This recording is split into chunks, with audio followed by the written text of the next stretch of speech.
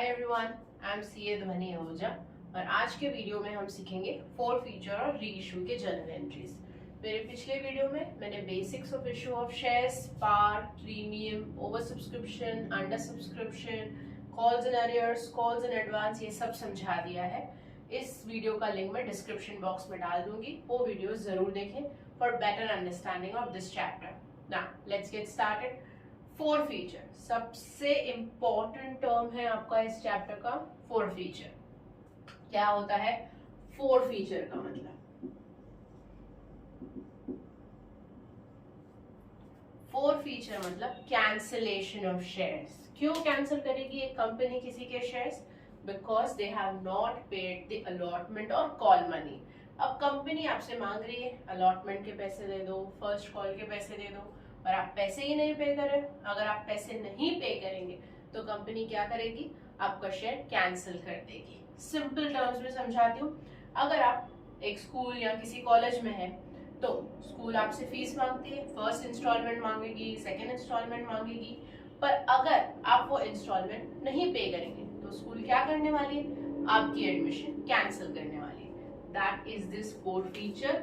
This is cancellation. Cancel कर देगी, forfeit कर देगी शेयर्स को जो आपने सब्सक्राइब किए हैं, अगर आप अलॉटमेंट या कॉल मनी पे नहीं करते हैं। ठीक है।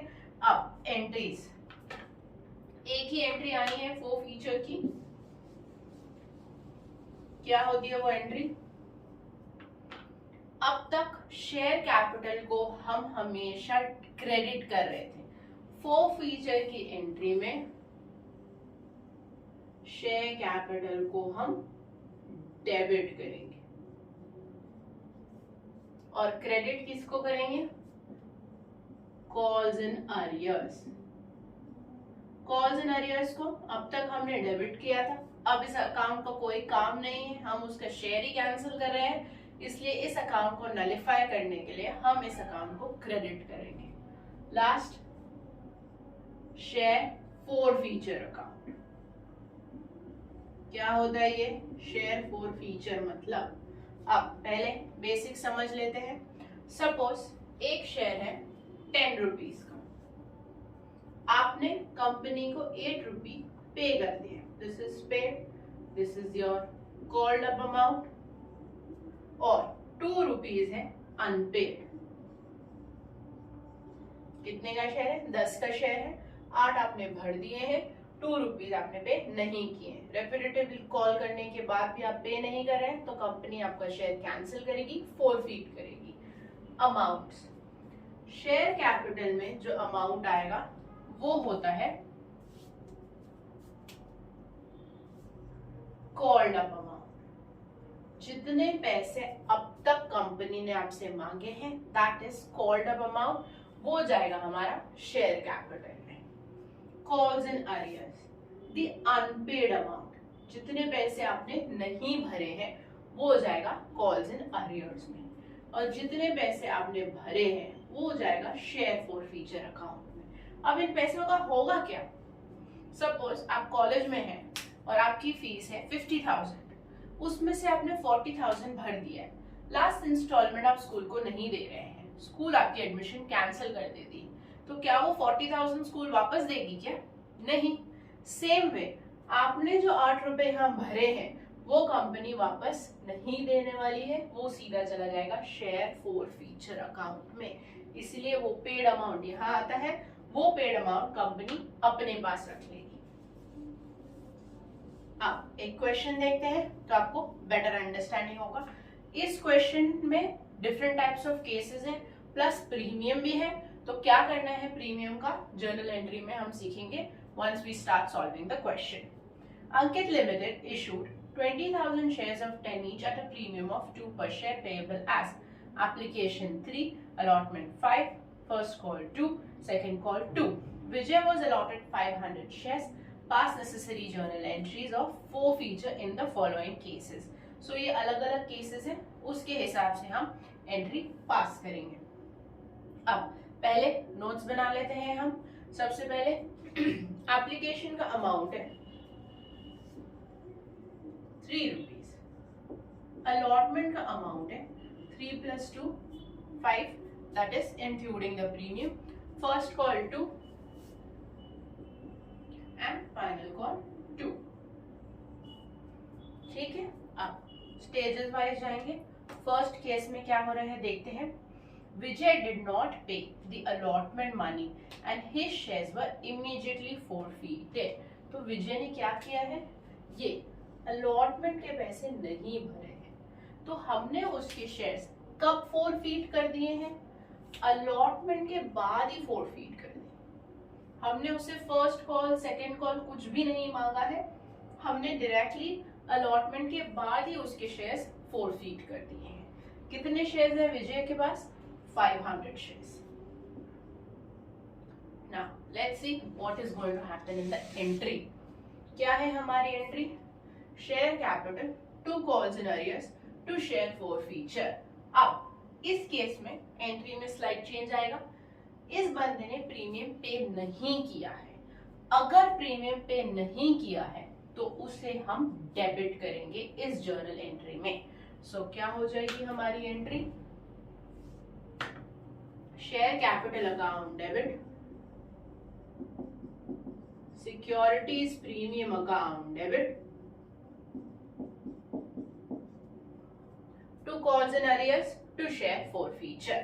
ठीक है, अमाउंट समझ लेते हैं। सबसे पहले share capital called up amount, यहाँ जो मैंने ये ब्लू कलर से लिखा है ये बहुत इंपॉर्टेंट है, ठीक है, उस पे आप फोकस करेंगे। कॉल्ड अप मतलब अब तक हमने कितने पैसे मांगे हैं, other than the premium, the face value, अब तक हमने 6 रुपीज मांगे हैं। सो यहाँ पे आएगा शेयर कैपिटल में 6 × 500, कितने शेयर्स हैं ये विजय के, 500। So 6 × 500, 3000 is going to be the amount for share capital। उसके बाद प्रीमियम, इसने प्रीमियम नहीं पे किया है तो वो भी आ जाएगा एंट्री में, 2 × 500 which is going to be 1000। अब calls and arrears, unpaid, the amount this fellow has not paid। क्या क्या नहीं पे किया है इसने अलॉटमेंट पे नहीं किया है। अलॉटमेंट कितने का है, 3 + 2, प्रीमियम भी तो नहीं भरा है ना, सिर्फ 3 नहीं पकड़ना है, फेस वैल्यू भी नहीं भरी है, प्रीमियम भी नहीं भरा है। सो 5 रुपीज इसने पे नहीं किए हैं, that is going to go in calls in arrears. Remaining amount automatically share forfeiture में चला जाएगा, बट आप कैलकुलेट भी करेंगे तो भी सही आएगा। डेबिट साइड पे अमाउंट है 4000, क्रेडिट पे है 2500, सो बैलेंसिंग फिगर आता है 1500। पर ये आप चेक भी कर सकते हैं, ये है पेड अमाउंट, इसने ये तो भरा ही नहीं है अलॉटमेंट के पैसे, तो इसने क्या भरा है, सिर्फ एप्लीकेशन के पैसे। एप्लीकेशन के कितने पैसे हैं, 3 रुपीज, 3 × 500 ऑटोमेटिकली वो भी 1500 आता है। ठीक है, इसका ही केस 2 देख लेते हैं क्या हो रहा है। Vijay did not pay allotment and first call and his shares were forfeited after the first call। तो अब हम क्या करने वाले हैं, इसे फर्स्ट कॉल के बाद हम इस बंदे को फोरफीट करने वाले हैं। ये वर्किंग नोट में आप इस तरह से लाइन बनाएंगे ना तो आपको समझ आ जाएगा आपको कहाँ स्टॉप करना है, क्वेश्चन कहाँ स्टॉप हो रहा है। सो हम कब फोरफीट करने वाले हैं इसको, फर्स्ट कॉल के बाद। और इसने क्या क्या नहीं पे किया है, अलॉटमेंट भी नहीं भरा है, फर्स्ट कॉल भी नहीं भरा है। अलॉटमेंट नहीं भरा है मतलब प्रीमियम भी नहीं भरा होगा, अगर प्रीमियम नहीं भरा है तो वो जर्नल एंट्री में डेबिट करना है। क्लियर, अमाउंट्स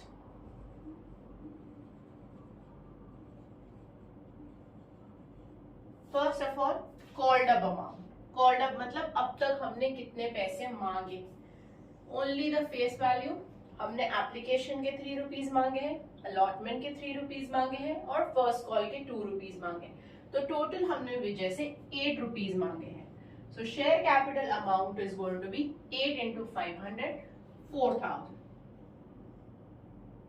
अब premium, since he has not paid the premium we are debiting it in this entry. Forfeiture entry में प्रीमियम को डेबिट करना है क्योंकि उस बंदे ने प्रीमियम पे नहीं किया है। प्रीमियम है 2 रुपीज का, दैट विल कम 1000। अब अनपेड अमाउंट, क्या क्या नहीं भरा है इसने? अलॉटमेंट भी नहीं भरा है, फर्स्ट कॉल भी नहीं भरा है। अलॉटमेंट 5 रुपीज का है, फर्स्ट कॉल 2 रुपीज का है, सो टोटल आ जाएगा 7 रुपीज। पूरा पकड़ना है, अलॉटमेंट पूरा ही नहीं भरा है उसने। कॉल्स इन अरियर्स मतलब total arrear, face value plus your premium, so that will come 3500। अब ये आ जाएगा पेड अमाउंट। इसने सिर्फ पे किया है application money which is 3 rupees which is 1500। आप चेक करें, डेबिट पे 5000 है, क्रेडिट पे भी 5000 है, सो हमारी एंट्री करेक्ट आ गई है। केस 3 पे जाते हैं। Vijay failed to pay first call and his shares are immediately forfeited। अब वो क्या फेल करने वाला है? फर्स्ट कॉल फेल कर रहा है और फिर हम उसके शेयर्स को फोरफीट कर रहे हैं।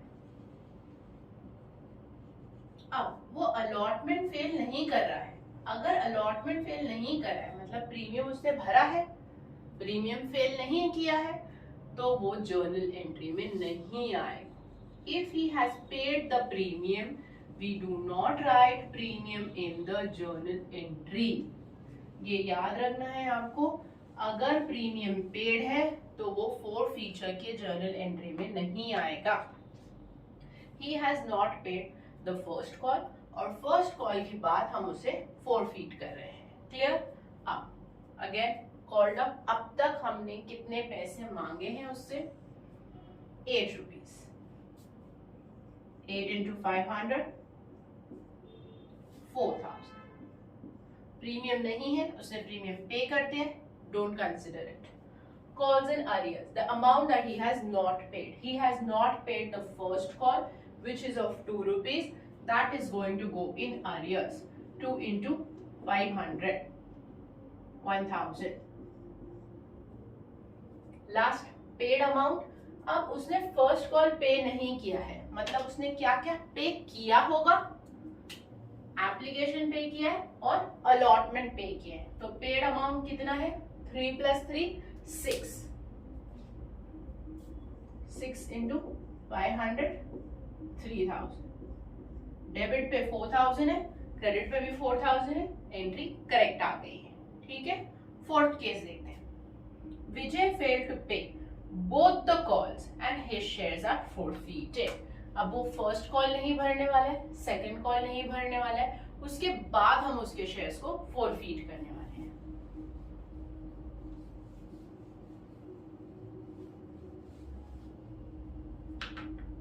Application 3 rupees, allotment 3 + 2, first call 2, second and final call 2, total 10। क्या क्या नहीं भर रहा है ये बंदा?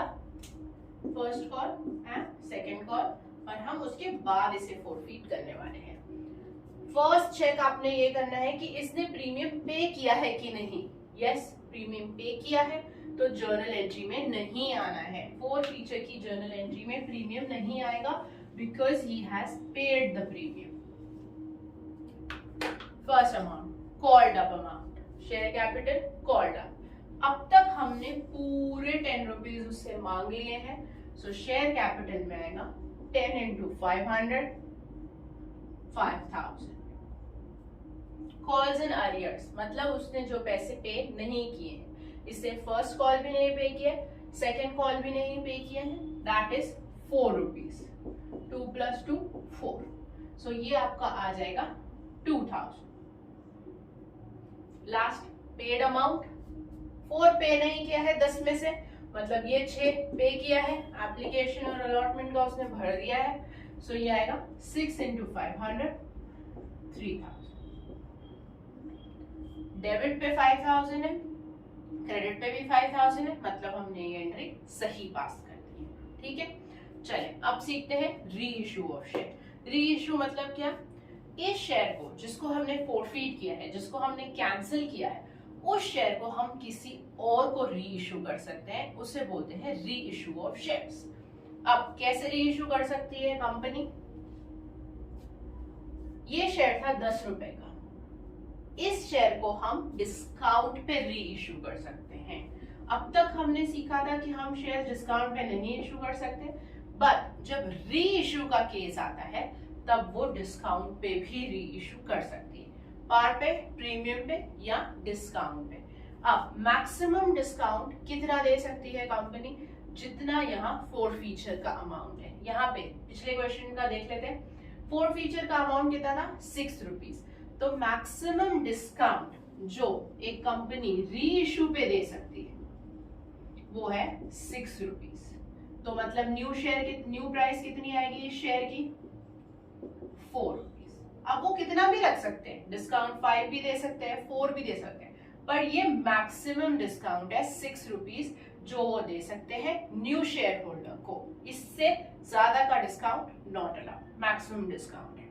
अब क्वेश्चन देख लेते हैं, कॉम्बिनेशन क्वेश्चन है of four feature and re issue. ठीक है, चलिए पढ़े।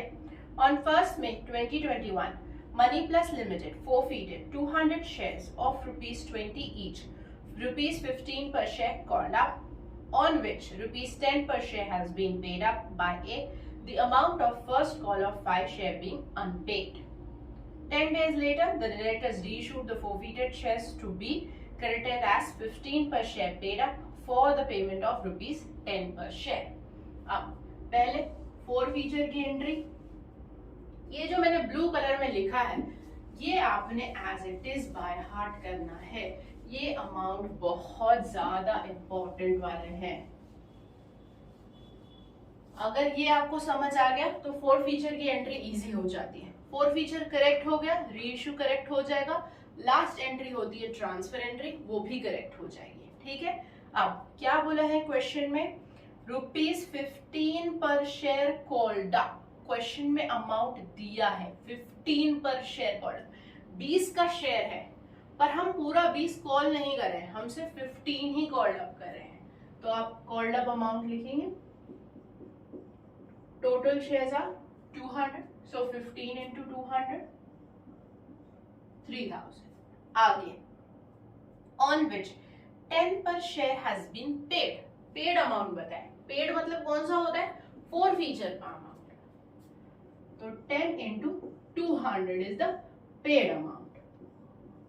अनपेड भी बताया हुआ है आपको क्वेश्चन में, first call of 5 being unpaid, 5 unpaid है, वो जाएगा कॉल्स इन अरियर्स में। ये हो गई हमारी फोर फीचर की entry, 3000, 1000, 2000। This is called up. कितना हमने मांगा है उस ए से, इसने 5 रुपए नहीं भरे हैं और 10 रुपए भर दिए हैं। समझ आ गया। अब जाते हैं री इशू की एंट्री की तरफ। क्या होती है हमारी री इशू की entry, bank account debit, share forfeiture account debit, to share capital. अब हम री इशू कर रहे हैं शेयर, इसलिए हमने शेयर कैपिटल को क्रेडिट किया हुआ है। अब फिर से समझना है कौन से अमाउंट कहाँ आएंगे। शेयर कैपिटल का अमाउंट क्वेश्चन में यहाँ पे जो भी फिगर दिया है, पेड अप या कॉल्ड अप के पहले वाला, री इशू की लाइन से लेना है। ये फोर फीचर की लाइन थी, अब री इशू की लाइन से आपको लेना है जो पेड अप या कॉल्ड अप के पहले वाला फिगर है, और यहाँ पे आपको दी हुई होगी री इशू प्राइस, और ये आ जाएगा आपका डिस्काउंट। ये हो गई हमारी फोर फीचर की एंट्री। चलो देखते हैं कितने में री इशू किया है इन लोगों ने। री इशू टू बी एज 15 पर share paid up. Paid up के पहले कौन सा वर्ड है क्वेश्चन में, 15, तो वो 15 जाएगा शेयर कैपिटल में। इसी ऑर्डर में आपको लिखना है, पहले शेयर कैपिटल का अमाउंट ही लिखे, तभी आपकी एंट्री करेक्ट आ जाएगी। सो 15, पेड अप के पहले 15 दिया है इसलिए वो हम यहां लिखेंगे, that is going to come 3000। आगे फॉर ₹10 पर शेयर, तो 15 का शेयर हम 10 में री इश्यू कर रहे हैं, मतलब 5 का हम डिस्काउंट दे रहे हैं। तो पहले आपने लिख लिया, पेड अप के पहले जो टर्म है वो जाएगा शेयर कैपिटल में, उसके अलावा जो दूसरी प्राइस है वो बोलते हैं री इश्यू प्राइस। मतलब हम कितने में री इश्यू कर रहे हैं, 10 में, this is going to come 2000. So the difference figure is going to go in forfeiture 2000, 3000, difference will be 1000. ये जाएगा हमारा forfeiture में. लास्ट की एंट्री है ट्रांसफर एंट्री. जो भी पैसे शेयर forfeiture में बैलेंस बच गए हैं वो हम ट्रांसफर कर देंगे हमारे कैपिटल रिजर्व में. वो हमारा कैपिटल प्रॉफिट है. हमने पूरा डिस्काउंट नहीं दे दिया हमारे न्यू शेयर होल्डर को, थोड़ा ही दिया है, तो पैसे बच गए शेयर forfeiture अकाउंट में. वो पैसे हम ट्रांसफर कर देंगे हमारे कैपिटल रिजर्व अकाउंट में. कहां से आएगी ये अमाउंट? जिसका शेयर हमने कैंसिल किया था उसने हमें 2000 दे दिए थे, वो चला गया forfeiture में. नया जो शेयर हमने री इशू किया है उसको हमने 1000 का डिस्काउंट दे दिया है. तो अब बैलेंस कितना बचा है forfeiture अकाउंट में? 1000. ये चला जाएगा आपका कैपिटल रिजर्व में. ये 3 एंट्री है टोटल, जिसमें forfeiture, री इशू और ट्रांसफर तीनों आते हैं. अब और एक क्वेश्चन देख लेते हैं.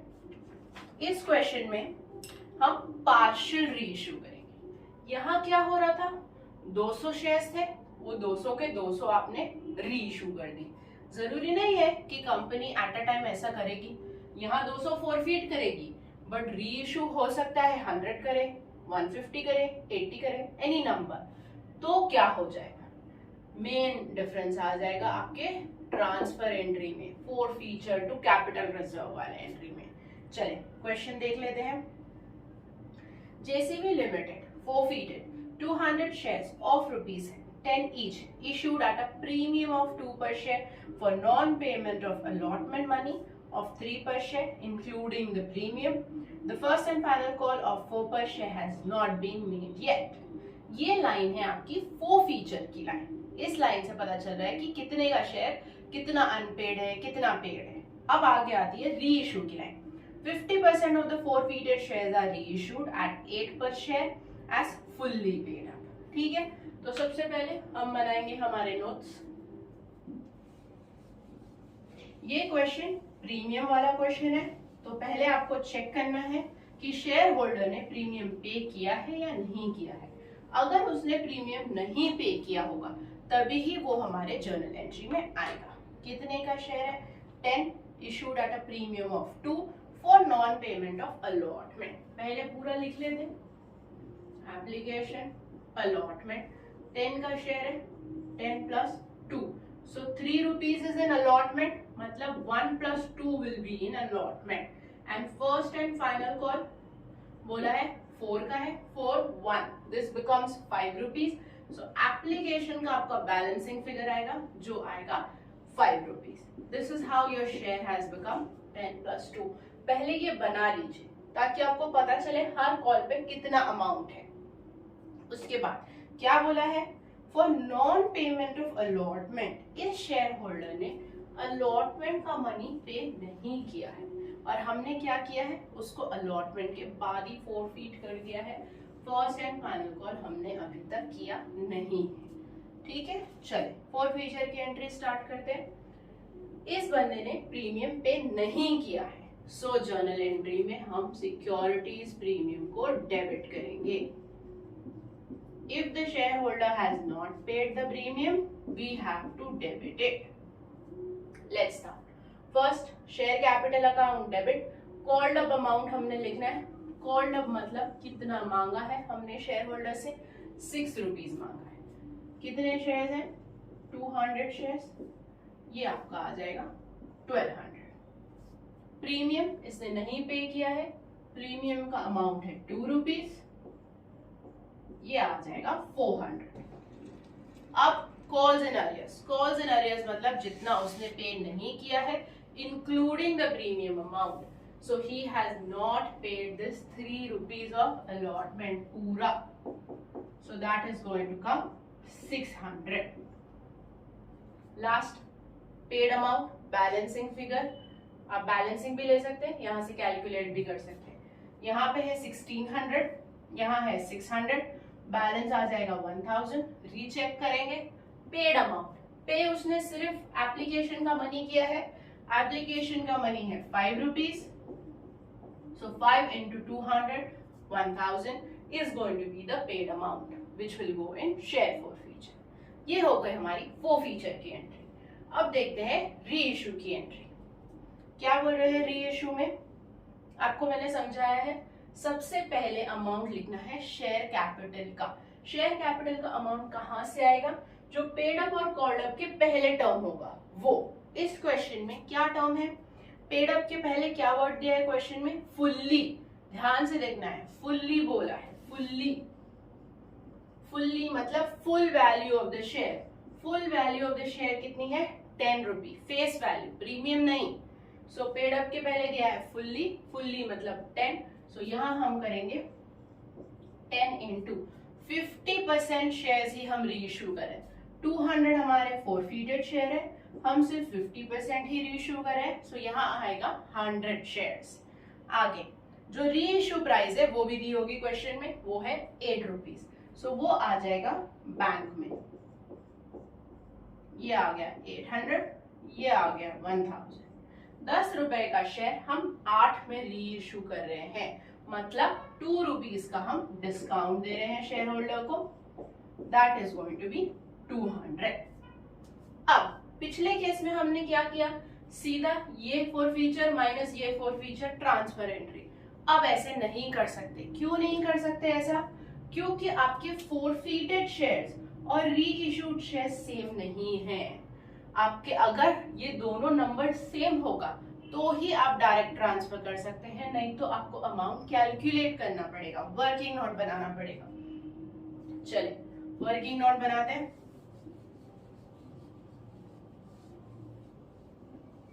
फर्स्ट जो हमने क्रेडिट पे शेयर फॉरफीचर लिखा है वो अमाउंट हमने कैलकुलेट करना है. क्रेडिट अमाउंट कैसे कैलकुलेट करना है? इस अमाउंट को, जो ये 1000 अमाउंट आई है, ये कितने शेयर्स के लिए आई है? 200 शेयर्स के लिए 1000. अब हमने रीइश्यू कितने किए हैं? सिर्फ 100. तो हमें 100 के लिए अमाउंट चाहिए. 200 शेयर की अमाउंट 1000 आ रही है. ये शेयर फॉरफीचर वाली अमाउंट देखनी है, सिर्फ शेयर फॉरफीचर का वर्किंग कर रहे हैं हम. सो 200 शेयर्स के लिए अमाउंट 1000 आ रही है. तो 100 शेयर्स के लिए कितना आएगा? Cross multiply 100 into 1000 divided by 200. Amount आ जाएगी 500. ये हमारी क्रेडिट अमाउंट है. ऊपर देखें, क्रेडिट अमाउंट. डेबिट पे अमाउंट कितनी है? 200. Debit amount 200. सो हम ट्रांसफर कितना करेंगे? ये हमारा जाएगा कैपिटल रिजर्व में 300. आपको डायरेक्ट सब्ट्रैक्शन नहीं कर सकते हैं. यहाँ 1000 माइनस 200 800 नहीं, गलत है वो. 200 शेयर्स फॉरफीटेड है, रीइश्यूड सिर्फ 100 है. तो हमको 100 शेयर्स का पहले फॉरफीचर अमाउंट, क्रेडिट फॉरफीचर वाला अमाउंट कैलकुलेट करना पड़ेगा. इस वर्किंग नोट से हम कैलकुलेट कर रहे हैं. 200 शेयर्स का अमाउंट आता है 1000, तो 100 शेयर्स का अमाउंट आएगा 500 क्रॉस मल्टीप्लाई करके. उसके बाद उसमें से ये डेबिट अमाउंट हम सब्ट्रैक्ट करेंगे. सो फाइनली आ जाएगा हमारा ट्रांसफर अमाउंट. समझ आ गया सबको? अब अगले वीडियो में हम पूरा सम सॉल्व करेंगे, जिसमें हम forfeiture, reissue, pro rata, allotment वो सब सीखेंगे, जो एग्जाम में 6 मार्क का आ सकता है. ठीक है? In case of any doubts, please write in the comment section. Thank you for watching.